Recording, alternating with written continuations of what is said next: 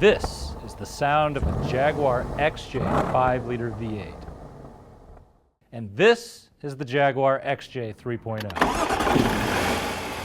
I think you'll agree, our cat seems to have been neutered.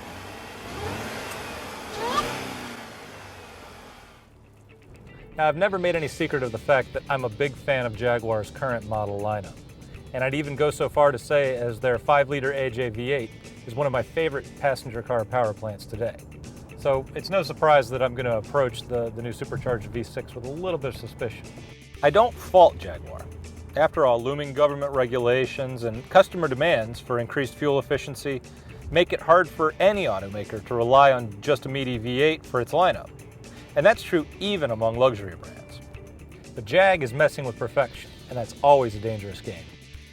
This 2013 XJ is still the same flagship luxury sedan on the outside, but under the hood, the 340-horse V6 is coupled to a new 8-speed automatic transmission. If that combination sounds familiar, that's because it's also slated for base V6 versions of the new F-Type sports car. Now, I had the opportunity to hear the V6 F-Type a couple of months ago, and I can tell you that the snarl of that car's exhaust will not disappoint. But unfortunately, the XJ gets neither the growl of the V6 F-Type, nor does it get the bellow of the 5-liter V8.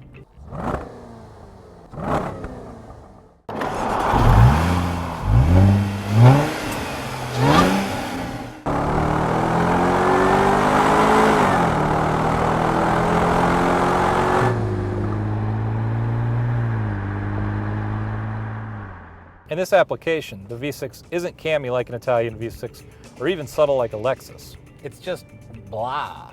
It sounds and feels more like the 4-liter Cologne V6 in an old Mustang than anything else.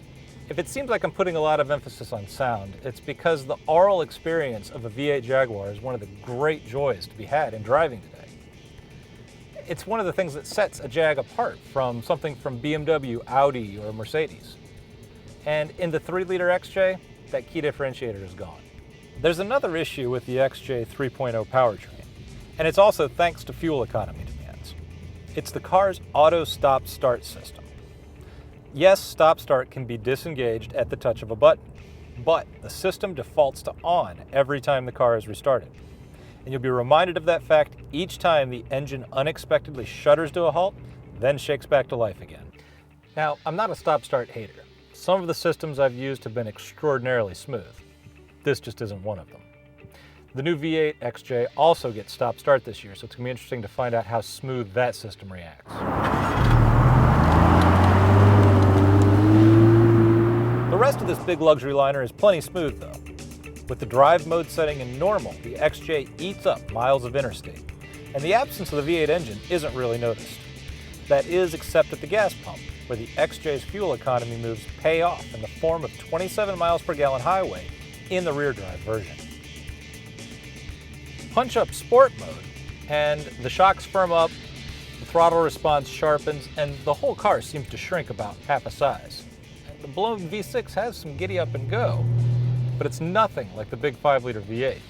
And I'm not even going to mention the supercharged 5.0. Interior trim is, as one would expect in a Jaguar, sumptuous. All the ingredients are there: an Alcantara headliner and dual moonroofs, a strip of wood running from the dash to the rear seats. There's leather and metal everywhere else. Even the Jaguar multimedia system has been sped up and made marginally more intuitive, though it's still a generation behind similar systems from Audi and Cadillac. The bigger question is the XJ 3.0's value proposition. Now, don't get me wrong, this car is beautifully trimmed, and the blown V6 actually gets it moving in a hurry. It's only a few tenths slower to 60 than the V8. But unlike that V8 model, this one's forgettable. And with a starting price around $72,000, the Jaguar is on the same playground as some serious competition.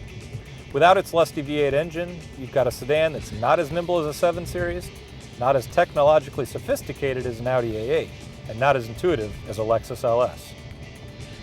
I've never not enjoyed a weekend in a Jaguar, and this XJ 3.0 is no exception.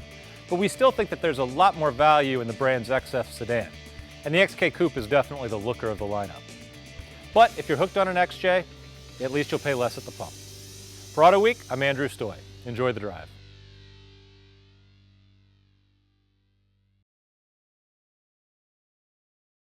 Catch all the latest auto enthusiast news at AutoWeek.com, in AutoWeek Magazine and iPad Edition. Talk with us on Facebook, YouTube, and Twitter at AutoWeek USA.